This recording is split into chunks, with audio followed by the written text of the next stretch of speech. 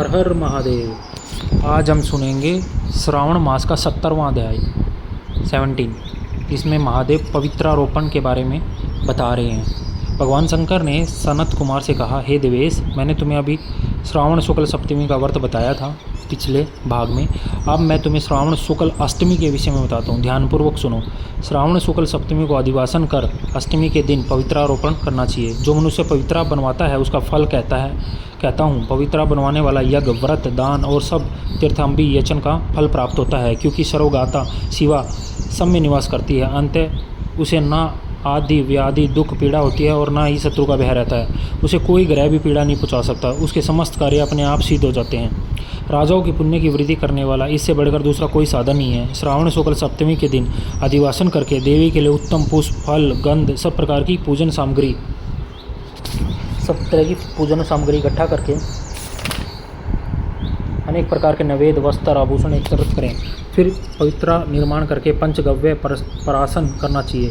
फिर चरु द्वारा दिग्बली और अधिवासन कर सुंदर वस्त्रों से पवित्रा का आच्छादन करना चाहिए। 100 बार देवी के मूल मंत्र से अभिमंत्रित करके पवित्रा को देवी के सामने स्थापित करना चाहिए। देवी का सुंदर मंडप का निर्माण कर रात्रि जागरण करना चाहिए। अगले दिन प्रातःकाल स्नान करके दिशाओं में बलि देने चाहिए। विधिवत देवी की पूजा करने के बाद स्त्री तथा ब्राह्मणों को भोजन कराना चाहिए और दक्षिणें देनी चाहिए।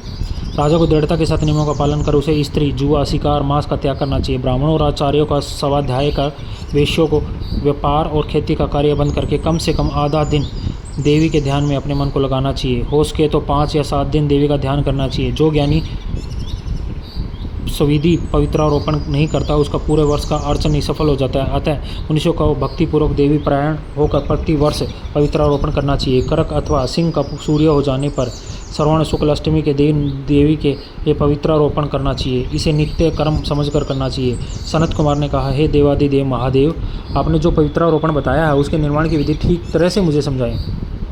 महादेव बोले, सनत कुमार, रेशमी वस्त्र कुश या कांस से निर्मित या ब्राह्मणी द्वारा रुई से बना सूत होना चाहिए। सूतों धागों को 3 गुणा कर पुनः गुणित करने पर उनकी संख्या 360 होनी चाहिए। 360 सूतों का उत्तम, 270 को मध्यम और 180 सूतों को निकृष्ट कहा है। 100 ग्रंथि का उत्तम, 50 ग्रंथि का मध्यम और 16 ग्रंथि का पवित्रा कनिष्ठ होता है। 6, 3, 4, 2, 12, 24, 12, 8 ग्रंथि का कनिष्ठा पवित्र होता है। देवी प्रतिमा की नाभि तक सीमित पवित्रा उत्तम मानी जाती है। इस पवित्रा की सभी गांठों को केसर से रंगना चाहिए और वेदी पर देवी का पूजन करके देवी के समक्ष कलश या बांस पर पात्र पर पवित्रा को रखें। 3 सूतों में ब्रह्मा, विष्णु और शंकर का आह्वान करना चाहिए। 9 सूतों में ओमकार, सोम, वहीर, नाग, रवि, ईश और विश्व देव का आह्वान करना चाहिए।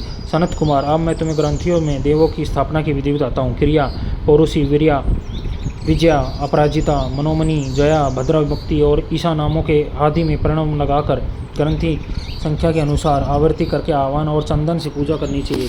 इस प्रकार प्रणव द्वारा अभिमंत्रित कर देवी को पवित्रारोपण का विधान तुम्हें बताया। जिन दिन दूसरे देवों को प्रतिपदा आदि तिथियों में पवित्रारोपण करना चाहिए उनके विषय में सुनो। धनंद, श्री, गौरी, गणेश, चंद्रमा, गुरु, सूर्य, चंडिका, अम्बा, वासुकी, ऋषि, चक्रपाणि, अनंत, शिव, ब्रह्मा, पितृ आदि देवों का प्रतिपदा आदि तिथि में पूजा करें। यह पवित्रारोपण का प्रधान देवों का है।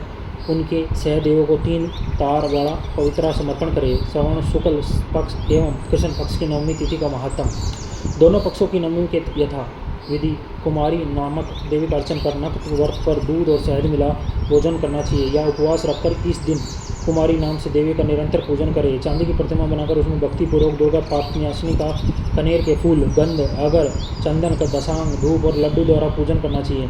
कुंवारी लड़कियों को भोजन कराने के बाद ब्राह्मणों को भक्तिपूर्वक भोजन कराना चाहिए।